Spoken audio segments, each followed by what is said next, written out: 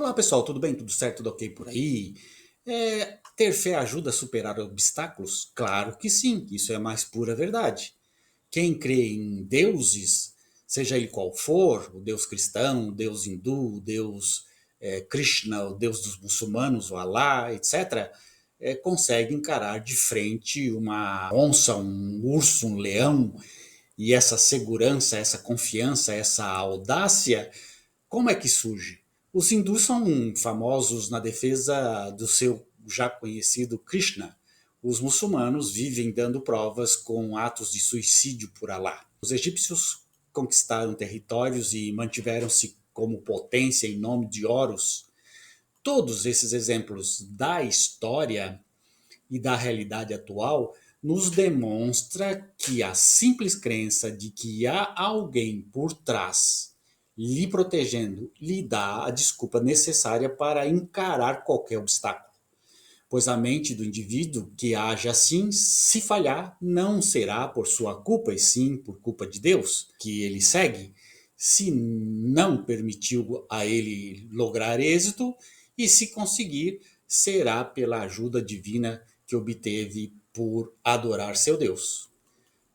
Se todos obtêm vitórias em nome dos seus deuses, os mais diversos, só pode haver uma explicação: deuses existem.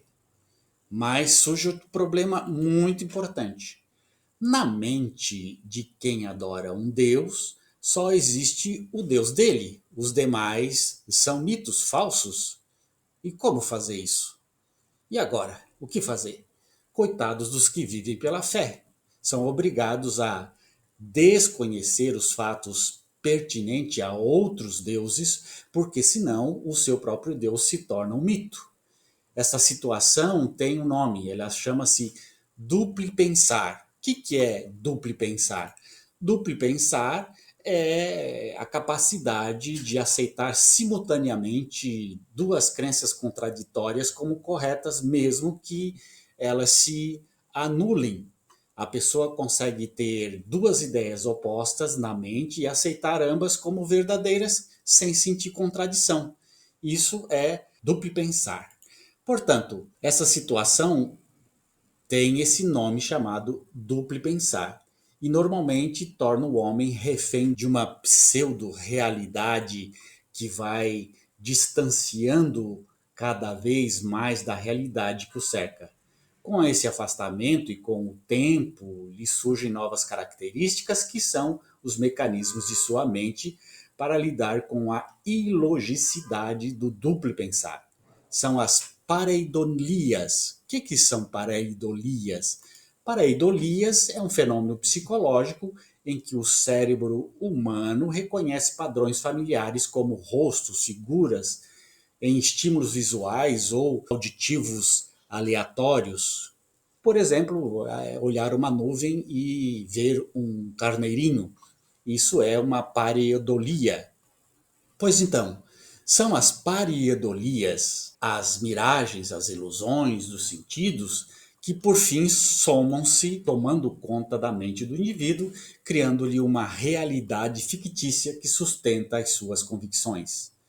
Crença em possessões divinas, em Espírito Santo ou em demônios, conversas com Deus, teletransporte em lugares sagrados, curas divinas, são bastante comuns nessa etapa de seu comprometimento mental. Quase alheio à realidade que o cerca, o indivíduo sequer percebe que foi vítima de mais uma doença comum, uma doença mental, que está presente em todos os tempos, que é a esquizofrenia religiosa, que já consta bem caracterizada nos anais da medicina. Doença que pode ser diagnosticada e tratada como qualquer outro mal de saúde. Mas aí entra outro grande problema. Como tais comportamentos não são vistos como doença pela população leiga, os portadores dessa síndrome passam por uma absurda inversão de valores sociais e a terem prestígio no ambiente em que vivem. Portanto, se eu vou num lugar onde as pessoas recebem o Espírito Santo e falam em línguas e eu não falo em línguas, eu não sou inserido nesse lugar. Então eu preciso ser acolhido nesse lugar. Para ser acolhido, eu preciso também falar em línguas. Então eu entro nessa onda psicótica, alucinógena, de sugestão de também falar em línguas para me sentir acolhido nesse grupo. Então, dando-lhes, em alguns casos, a oportunidade de liderarem outros tantos ignorantes. Quando tal ocorre, surgem as igrejas que podem ou não serem inéditas, dependendo do indivíduo. Como a condição do esquizofrênico não lhes tira a inteligência, eles percebem de pronto as condições que surgem de aproveitarem em benefício próprio a via de regra, condicionam os seus seguidores a lhes doarem valores com mais espetáculos e desculpas, as mais escapafúrdias desculpas, sempre embasadas na sua própria crença religiosa. Nos dias atuais, constatamos a presença de tais indivíduos no Brasil e em diversos países do mundo. Em cada esquina que eles estão, tornou-se socialmente muito mais rentável dar vazão à sua condição de esquizofrenia do que trabalhar, por exemplo. Lamentável que autoridades não intervenham nesse processo doentio e imoral que é a religião, fazer com que as pessoas entrem nessa paranoia religiosa, essa esquizofrenia religiosa. Como que isso se cria na pessoa? Bom, existe uma ordem imaginária intersubjetiva. Vamos entender primeiro o que seria o fenômeno objetivo. É aquilo que independe da consciência e das crenças humanas. Algo que é porque é. Por exemplo, alguém está com câncer. Isso não é subjetivo, isso é real. Está ali, está acontecendo, é objetivo. A doença está na pessoa. Enquanto que a questão subjetiva é quando eu digo que a doença está ali, ou que Deus está ali, ou que eu estou vendo Deus. E quando eu não vejo mais Deus, esse Deus termina para mim, termina para qualquer um, porque sou eu que estou vendo Deus, sou eu subjetivamente. A minha pessoa, o meu self está vendo um Deus e está falando com esse Deus, está se comunicando com esse Deus. E aí então o meu papel esquizofrênico é relacionado comigo mesmo. E se eu morro, tudo acaba por ali. Agora, a intersubjetividade é quando existe uma rede de comunicação que liga a consciência subjetiva de muitos indivíduos. Se o único indivíduo modifica as suas crenças ou mesmo morre, isso tem pouca importância. Entretanto, se a maioria dos indivíduos que pertencem àquela rede morre ou altera suas crenças, o fenômeno de intersubjetividade sofrerá uma mutação ou desaparecerá. Mas se esse fenômeno da intersubjetividade, que é imaginária, significa o quê? Existe um imaginário na consciência das pessoas e esse imaginário é a presença de Deus. Então, se existe um grupo intersubjetivo que vive esta condição imaginária, se morre um indivíduo, morre outro indivíduo, continua a convivência e a vivência intersubjetiva. E isso acontece quase que em todos os relacionamentos humanos, todas as crenças humanas, todos os valores humanos são intersubjetivos. Um grupo cria as normas, as regras, as leis, os deuses, e esses deuses, na subjetividade coletiva, se torna regra para todos. E quem não vive essa subjetividade, a crença nesse Deus, está fora desse grupo. E pode morrer líderes dessa crença religiosa, se ela está introduzida no meio do grupo, ela continuará com outros líderes e nunca vai se acabar.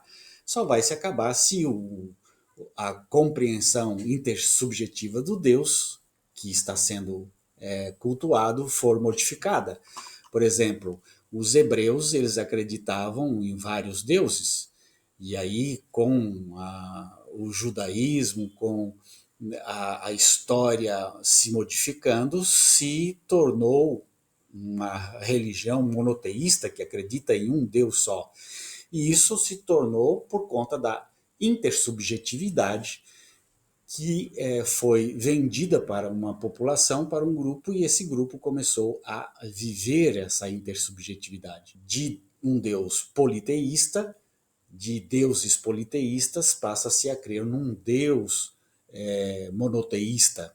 E esse Deus monoteísta, de certa forma, ele engloba um grupo grande de indivíduos, e esses indivíduos começam a imaginar, viver sobre a imaginação de que existe esse Deus. E aí os cultos a esse Deus, as promessas a esse Deus, conversar com esse Deus, receber graças e milagres desse Deus, faz parte da intersubjetividade coletiva.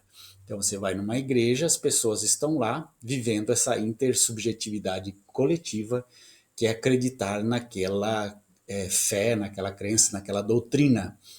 Mas aquela doutrina, aquela fé, aquele Deus, ele existe? Não, ele é um Deus imaginário criado na intersubjetividade de um grupo, e esse grupo mantém esta, digamos, imaginação viva no coração, na vida, na mente de todas as pessoas. Como é que se faz isso? Através da doutrinação, né, da catequese.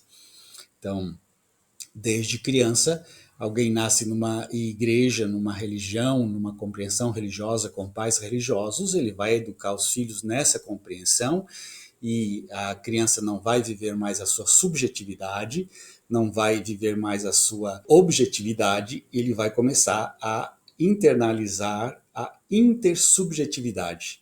Deus existe e está aqui.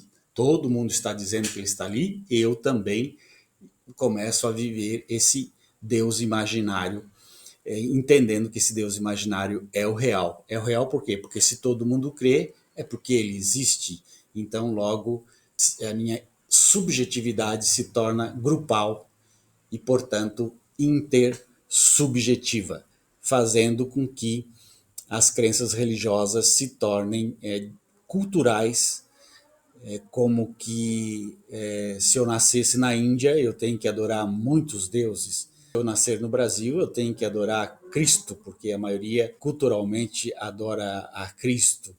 E se eu for judeu, ou nascer numa família judia, eu vou ter que adorar Yahvé. E assim por diante. Então, o Deus de cada grupo religioso é o Deus verdadeiro para aquele grupo religioso. E para mim dizer que o Deus do grupo religioso é um mito, e eu dizer que o meu não é mito, que provas eu tenho para dizer que o Deus do outro é mito e o meu não é mito? Como que eu posso ir a um campo de futebol, torcer para o meu time e dizer, Deus, faça com que o meu time ganhe? E o outro, a outra torcida também dizer, Deus, faça com que o meu time ganhe. E o meu time perder, eu vou dizer o quê? Que o meu Deus é mais fraco do que o Deus do outro? Ou a oração do outro for mais fulminante, mais cheia de fé do que a minha oração? Ou o nosso Deus é o mesmo Deus e Deus escolheu no cara e coroa qual era o time que ia ganhar? Como é que é essa questão? Um grande abraço. Tchau, tchau.